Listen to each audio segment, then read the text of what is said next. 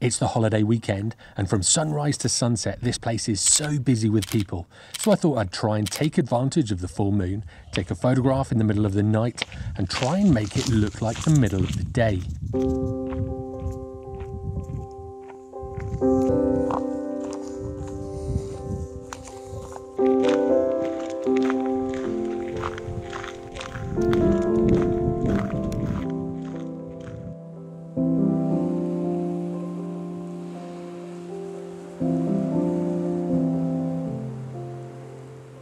Hello everybody, today I'm at Durdle Door. It's around about 2 o'clock in the morning, and believe it or not, this is actually moonlight.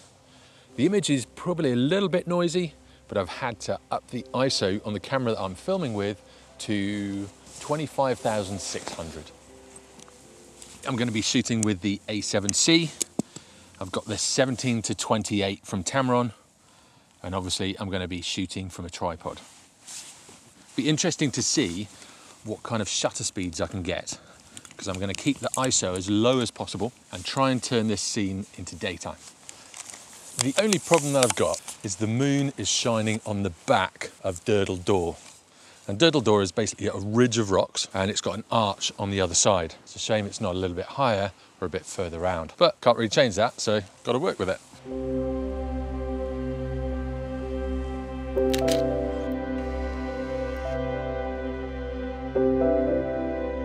I have the moon reflecting off the water, and that is really bright in the frame. Looks quite an interesting shot though. If I look at the histogram, I've got clipped highlights on that water piece, and the shadows are really dark in this foreground piece. So I'm probably going to have to knock the ISO up a little bit. I can knock it up in camera, or I can do it afterwards in Lightroom. Both work equally well.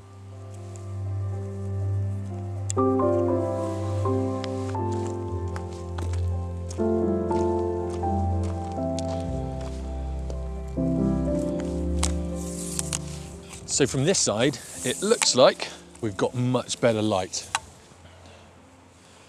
Now the autofocus is actually working, and I was able to focus on the cliffs in the distance, which is really surprising. On the other cliff, it did struggle a little bit and it was coming in and out, but it did finally pick up the top of the cliff. But it'll be interesting to see if this is actually in focus.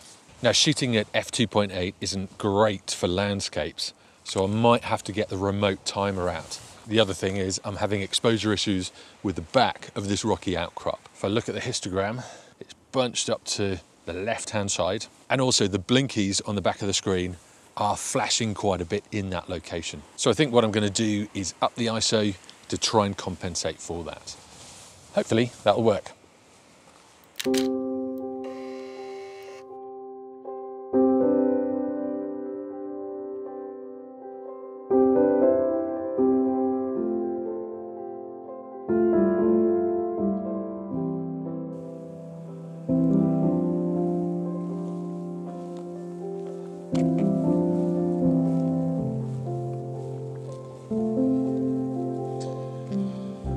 So this is the famous Durdle Door.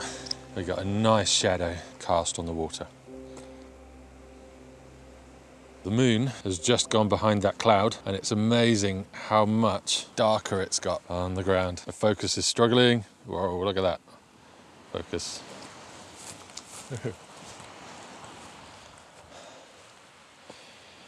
Now it is pretty treacherous along these cliffs, especially when the moon goes behind some of the bits of cloud. Now this is a classic shot of Durdle Door, so I couldn't come here without getting this shot.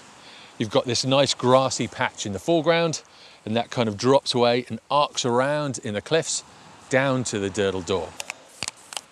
Now the one thing I am finding is that because I've practiced so much with my camera, I kind of instinctively know where all the buttons are, so I can feel for them. Without my head torch, it needs to be like this, because there's no way that you can see anything on the back of the camera. And this is yet another reason why I say you just need to practice for the moments. If I hadn't have been out loads of times with this camera, I wouldn't know where all those buttons are. I think that's about right. Let's see if it'll focus. Will it focus? Now it says it's focused. Whether or not it has is another thing.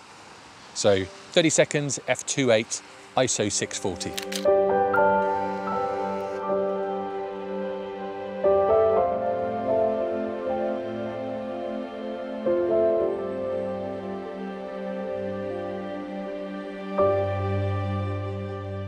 that really does look like daytime on the back of the screen.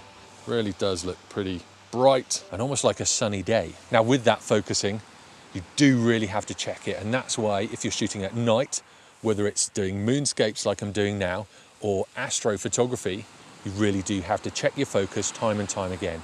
Whenever you change your location, just check that focus, because it's very easy if you've set it to manual focus to inadvertently knock the focus ring, or like I'm doing now, which is probably not the best thing, relying on that autofocus system. So you just want to check that focus every single time you take a shot. This will ensure that you get sharp photos and you don't get back home with a load of dud photos. This is actually a really challenging shoot, not only when it comes to finding the right settings and making sure the camera's focusing right, but also negotiating these cliff paths, as well as filming with this camera.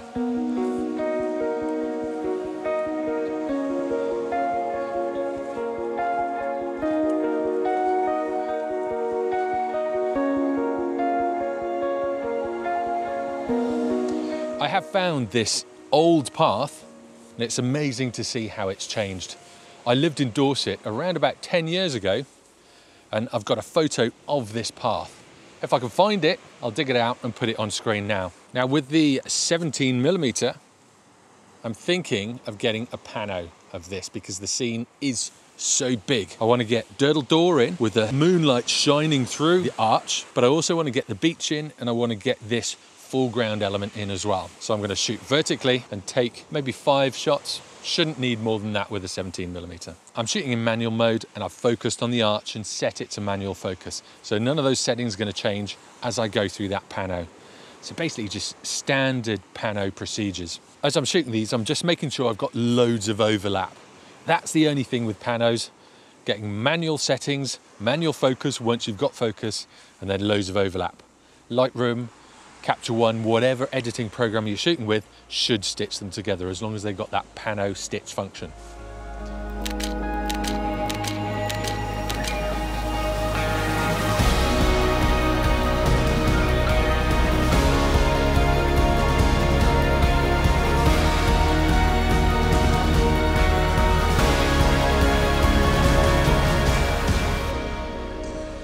I've put on the 28-200, and with this extra focal length, I can now pick out parts of the landscape.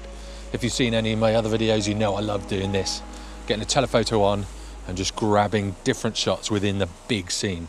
As soon as I've pointed away from the moonlight shining on the water, the focus is really struggling. I'm going to switch it to manual focus and get it to infinity.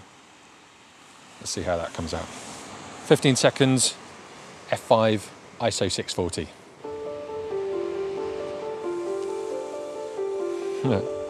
So it looks like there's either a mountain biker or a runner or a walker on the top. At the speed that the light's moving, I'm guessing it's either a mountain biker or a runner, but it's put a streak of light on the top of the biggest cliff that I've got there. It looks quite cool, but it's kind of distracting. So I'm going to take another shot so I can Photoshop those two together and get rid of that light if I need to.